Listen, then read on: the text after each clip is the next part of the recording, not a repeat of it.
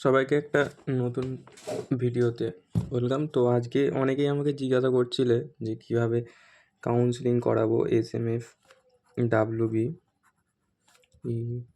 2024। তো আজকে আজকে 3টে টপিকে কথা বলবো। কাউন্সেলিং, তারপরে আছে অ্যাডমিশন আর মেডিকেল কলেজ।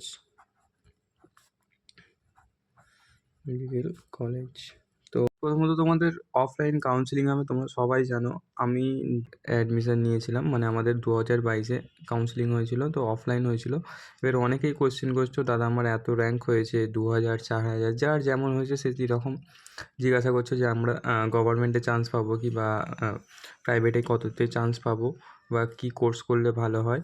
তো আমি বলবো, যখন কাউন্সেলিং করাতে যাবে তোমাদের অনেকেই দেখবে তোমাদের আগে যারা আছে তারা তারা কোর্সগুলো অনেকেই করবে না। কারণ হচ্ছে হয়তো তাদের পছন্দ মতো হয় কলেজ পাচ্ছে না, কলেজ পাচ্ছে না, আর না হলে হয়তো কোনো কারণে হচ্ছে না।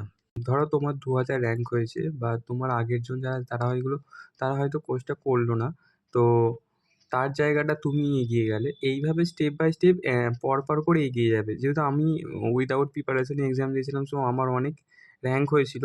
আমি প্রথমে ভেবেছিলাম যে আমার হবে না। তো তারপরে যখন কাউন্সেলিং করায়, আমি 4 নম্বর দিন কাউন্সেলিংয়ে গিয়েছি, প্রথম 3 দিনে হয়নি। তো যখন করায় তখন দেখলাম যে এরকম অনেকেই করছে না। তো না করার জন্যই আমি হয়তো চান্সটা পেয়েছিলাম। আমার অনেক র্যাঙ্ক হয়েছিল, যেহেতু আমার কোনো প্রিপারেশান ছিল না এক্সাম দেবো, জাস্ট দিতে হয়, দিয়েছিলাম, তো এই জন্য হয়ে গিয়েছিল। তো তোমাদের মধ্যে অনেকেই জিজ্ঞাসা করছিলে যে কাউন্সেলিংয়ে আমরা চান্স পাবো কি? তো পেয়ে যাবে, সেটা নিয়ে কোনো নয়। এবারে কাউন্সেলিংটা যদি অফলাইন, যেহেতু কাউন্সেলিং হবে, তোমাদের সঙ্গে হয় 15 থেকে 20K-র মতো, মানে 15-20 হাজার টাকার মতো অ্যাডমিশন ফিসটা তখনই নিয়ে নেয়।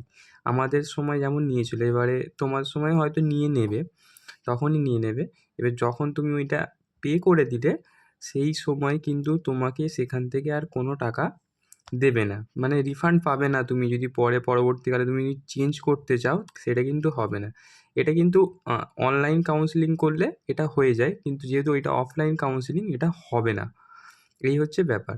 তো যখন কাউন্সেলিং করতে যাবে, তখন মানে বি কেয়ারফুল, খুব ভালোভাবে মাথা ঠান্ডা করে মানে কাউন্সেলিং করাবে। আর অ্যাডমিশান হলে মানে হয়ে যেতেই হবে তখন। মানে টাকা যদি তুমি দিয়ে দাও একবার, তো তোমাকে আর ফেরত দেবে না। আমাদের সময় যেটা হয়েছিল।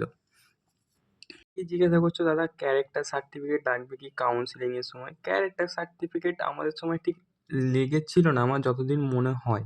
তো আমরা ওই রেজাল্টটা নিয়ে গিয়েছিলাম, আর সঙ্গে কয়েকটা হয়তো পেপার আর টাকাটা নিয়ে গিয়েছিলাম, যেটা তো লাগবেই।